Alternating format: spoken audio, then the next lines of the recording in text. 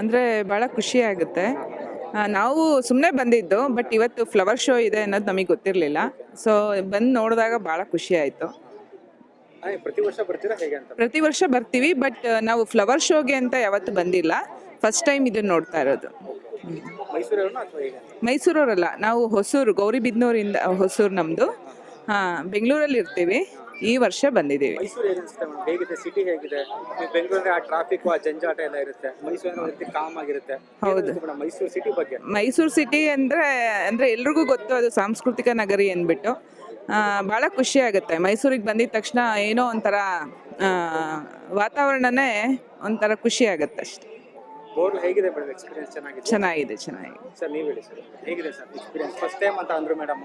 ಇದು flower show ನಾವು ಪ್ರತಿ ವರ್ಷ ಮೈಸೂರು ಅರಮನೆಗೆ ಮತ್ತು ಚಾಮುಂಡಿ ಬೆಟ್ಟಕ್ಕೆ ಬರೋದು ವಾಡಿಕೆ. ಆದರೆ ಈ ಬಾರಿ ಫ್ಲವರ್ ಶೋನು ಇರೋದ್ರಿಂದ ಚೆನ್ನಾಗಿ ಅನಿಸ್ತು. ನಮಗೆ ಲೈಟ್ ಶೋ ಇಲ್ಲ ಅಂತಂದ್ರು, ಅವಾಗ ಸ್ವಲ್ಪ ಬೇಜಾರಾಯಿತು. ಆದರೆ ಲೈಟ್ ಕೂಡ ಹಾಕಿದ್ದಕ್ಕೆ ಅದು ಎರಡು ಡಬಲ್ ಖುಷಿ ಆಯಿತು. ಬೆಂಗಳೂರು ಮೈಸೂರು ಕಂಪೇರ್ ಮಾಡಿದ್ರೆ ಮೈಸೂರು ಯೂಶ್ವಲಿ ಕಾಮಾಗಿರುತ್ತೆ. ಆದರೆ ಈ ಒಂದು ಇಯರ್ ಎಂಡ್ ಟೈಮಲ್ಲಿ ಇದು ಕೂಡ ಗಿಜಿಗಿಜಿಯಾಗಿ ತುಂಬಾ ಇದಾಗಿದೆ. ಆದರೆ ಮೈಸೂರೇ ಅದು ತನ್ನ ತನವನ್ನು ಬಿಟ್ಕೊಡದೆ ಅದು ಉಳಿಸ್ಕೊಂಡು ಬಂದಿದೆ. ಸಾಂಸ್ಕೃತಿಕ ನಗರಿ ಅಂತ ಸುಮ್ಮನೆ ಇದನ್ನು ಹೇಳೋದಿಲ್ಲ, ಆ ಒಂದು ಸಂಸ್ಕೃತಿ ಒಂದು ಪ್ರತಿಯೊಂದರನ್ನು ಇದು ಒಂದು ಪ್ರತಿಬಿಂಬಿಸುತ್ತೆ ಇದು. ಹಾಗಾಗಿ ಮೈಸೂರು ತನ್ನತನ ಇನ್ನೊಂದಷ್ಟು ಉಳಿಸ್ಕೊಂಡು ಹೋದರೆ ಇನ್ನೂ ಚೆನ್ನಾಗಿರುತ್ತೆ ಅಂತ ಅನಿಸುತ್ತೆ ನಮಗೆ. ಆ ನಿಟ್ಟಿನಲ್ಲಿ ನಮ್ಮ ಗೌರ್ಮೆಂಟು ಮತ್ತು ಜನರು ಕೂಡ ಇದನ್ನು ಈ ಒಂದು ಸಾಂಸ್ಕೃತಿಕ ನಮ್ಮ ತನವನ್ನು ಉಳಿಸ್ಕೊಂಡು ಹೋಗೋದಕ್ಕೆ ಏನೇನು ಮಾಡಬಹುದು, ನಮ್ಮ ತನದ ಏನೇನು ಕಾರ್ಯಕ್ರಮಗಳಿದ್ದಾವೆ ಅದನ್ನ ಬಿಡದೆ ಮಾಡ್ಕೊಂಡು ಬಂದರೆ ಇನ್ನೂ ಚೆನ್ನಾಗಿರುತ್ತೆ. ನಾವು ಮೈಸೂರು ಬಗ್ಗೆ ತಿಳ್ಕೊಳ್ಳೋದು ತುಂಬ ಇದೆ, ಇನ್ನೂ ಒಂದು ಸ್ವಲ್ಪ ತಿಳ್ಕೊಂಡಿದ್ದೀವಿ ಅಷ್ಟೇ. ಅಂದರೆ ಭಾಳ ಖುಷಿ ಆಗುತ್ತೆ. ನಾವು ಸುಮ್ಮನೆ ಬಂದಿದ್ದು, ಬಟ್ ಇವತ್ತು ಫ್ಲವರ್ ಶೋ ಇದೆ ಅನ್ನೋದು ನಮಗೆ ಗೊತ್ತಿರಲಿಲ್ಲ. ಸೊ ಬಂದು ನೋಡಿದಾಗ ಭಾಳ ಖುಷಿ ಆಯಿತು. ಪ್ರತಿ ವರ್ಷ ಬರ್ತೀರಾ ಹೇಗೆ ಅಂತ? ಪ್ರತಿ ವರ್ಷ ಬರ್ತೀವಿ, ಬಟ್ ನಾವು ಫ್ಲವರ್ ಶೋಗೆ ಅಂತ ಯಾವತ್ತೂ ಬಂದಿಲ್ಲ. ಫಸ್ಟ್ ಟೈಮ್ ಇದನ್ನು ನೋಡ್ತಾ ಇರೋದು. ಮೈಸೂರವ್ರನ್ನ ಅಥವಾ ಹೇಗೆ? ಮೈಸೂರವರಲ್ಲ, ನಾವು ಹೊಸೂರು, ಗೌರಿಬಿದನೂರಿಂದ ಹೊಸೂರು ನಮ್ಮದು. ಬೆಂಗಳೂರಲ್ಲಿ ಇರ್ತೀವಿ. ಈ ವರ್ಷ ಬಂದಿದ್ದೀವಿ. ಮೈಸೂರು ಹೇಗೆ ಅನ್ಸುತ್ತೆ ಮೇಡಮ್? ಹೇಗಿದೆ ಸಿಟಿ ಹೇಗಿದೆ?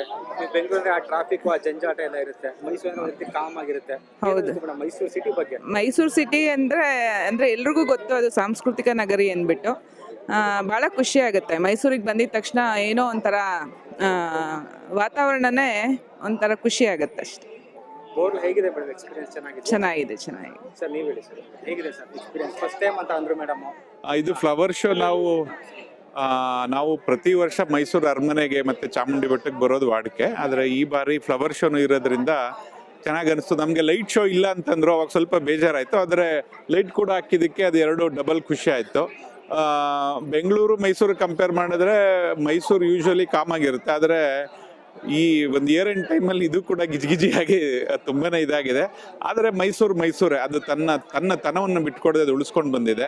ಸಾಂಸ್ಕೃತಿಕ ನಗರಿ ಅಂತ ಸುಮ್ಮನೆ ಇದನ್ನು ಹೇಳೋದಿಲ್ಲ, ಆ ಒಂದು ಸಂಸ್ಕೃತಿ ಒಂದು ಪ್ರತಿಯೊಂದರನ್ನು ಇದು ಒಂದು ಪ್ರತಿಬಿಂಬಿಸುತ್ತೆ ಇದು. ಹಾಗಾಗಿ ಮೈಸೂರು ತನ್ನತನ ಇನ್ನೊಂದಷ್ಟು ಉಳಿಸ್ಕೊಂಡು ಹೋದರೆ ಇನ್ನೂ ಚೆನ್ನಾಗಿರುತ್ತೆ ಅಂತ ಅನಿಸುತ್ತೆ ನಮಗೆ.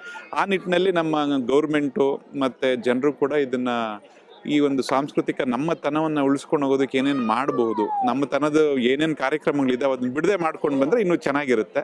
ನಾವು ಮೈಸೂರು ಬಗ್ಗೆ ತಿಳ್ಕೊಳ್ಳೋದು ತುಂಬ ಇದೆ, ಇನ್ನೂ ಒಂದು ಸ್ವಲ್ಪ ತಿಳ್ಕೊಂಡಿದ್ದೀವಿ ಅಷ್ಟೇ.